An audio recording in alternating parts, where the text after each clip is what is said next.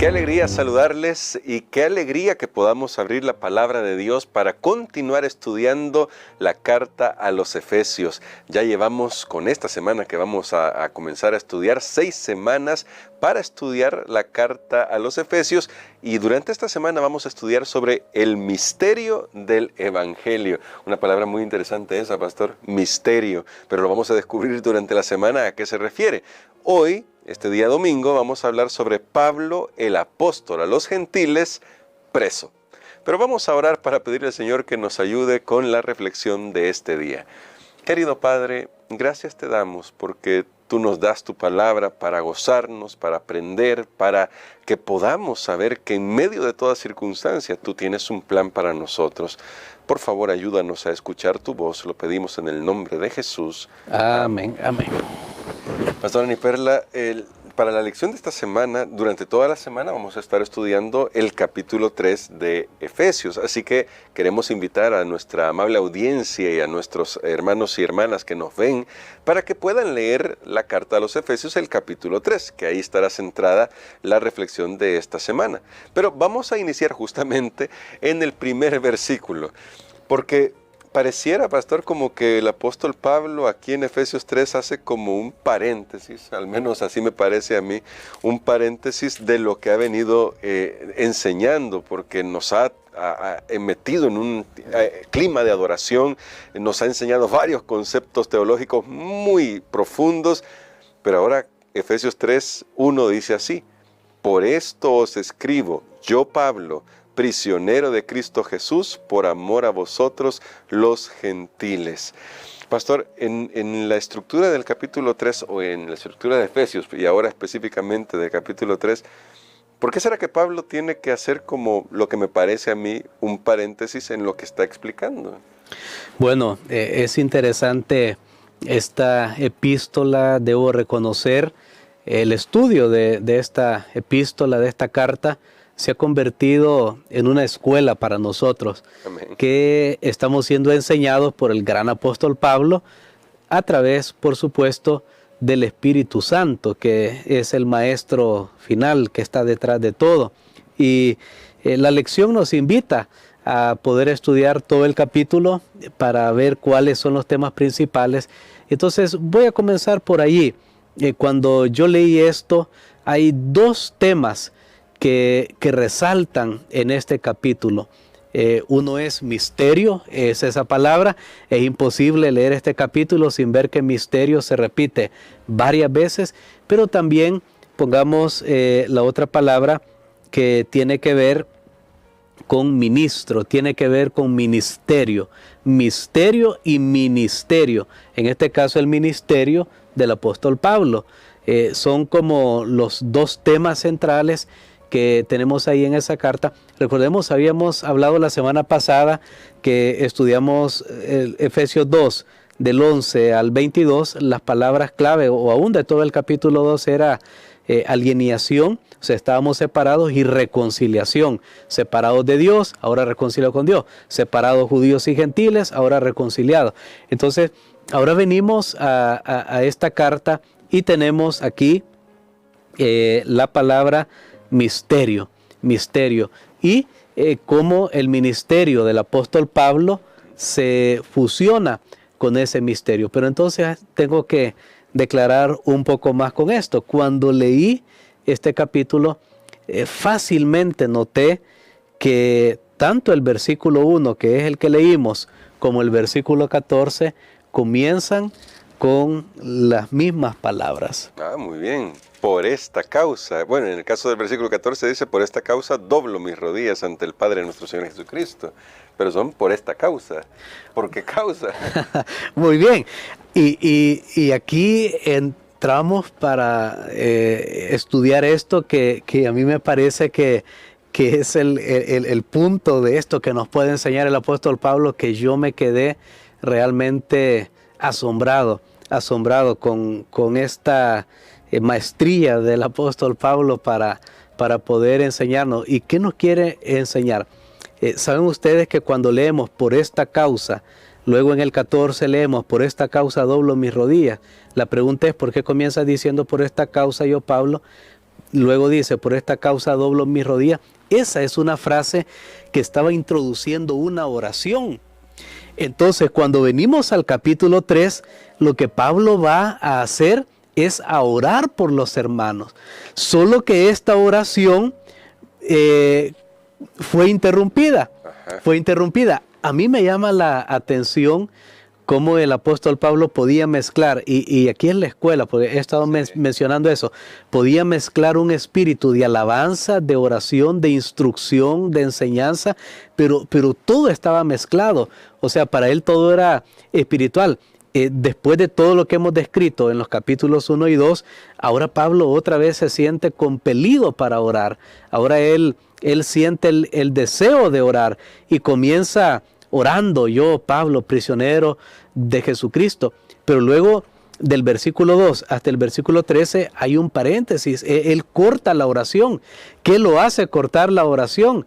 Lo hace cortar la oración cuando él dijo, porque hay sentimiento involucrado, yo, Pablo, prisionero, y les dice a ellos, prisioneros de Cristo Jesús por vosotros los gentiles.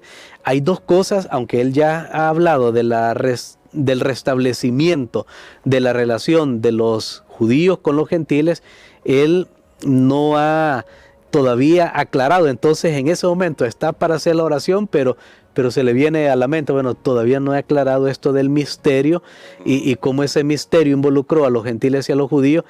Y cuando él dice, yo, Pablo, prisionero de Jesucristo por vosotros los gentiles, él dice, ahora tampoco he aclarado mi participación en este misterio.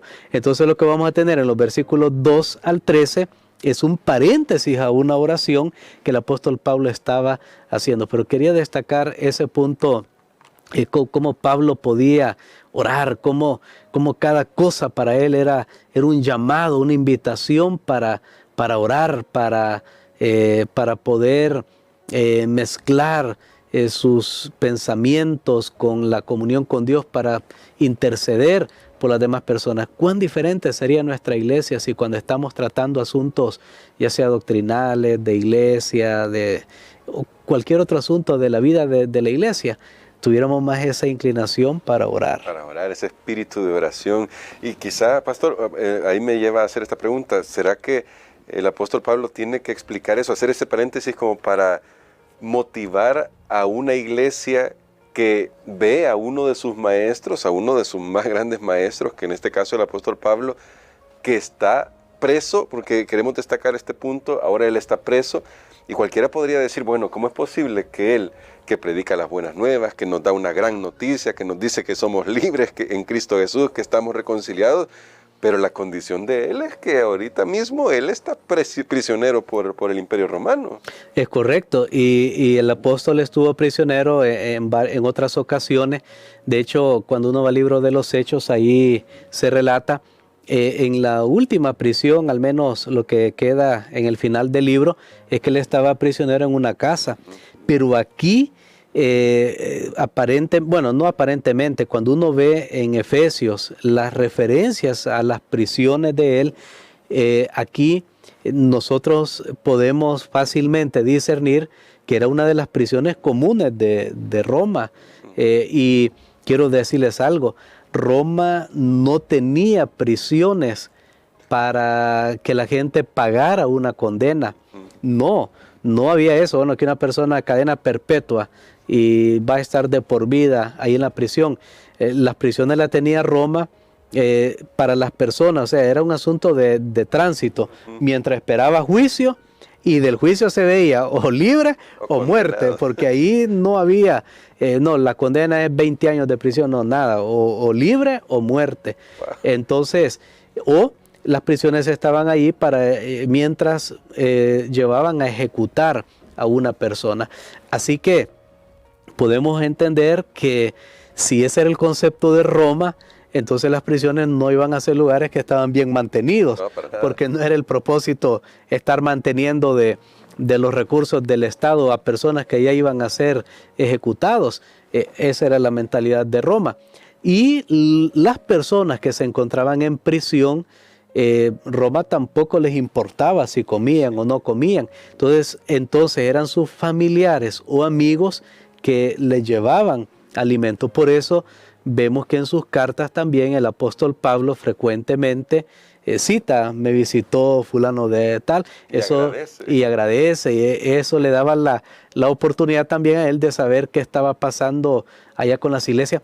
Pero entonces, si ese era el ambiente de prisión en la que estaba el apóstol Pablo, es aún más extraordinario cómo en ese ambiente tosco, en ese ambiente deprimente, para poner una palabra moderna, cómo tenía el espíritu para estar en todas estas cosas, cómo él podía visualizar todas las cosas y bueno, y tenía esa agilidad, esa agudeza mental, porque no estaba llorando, no se estaba quejando.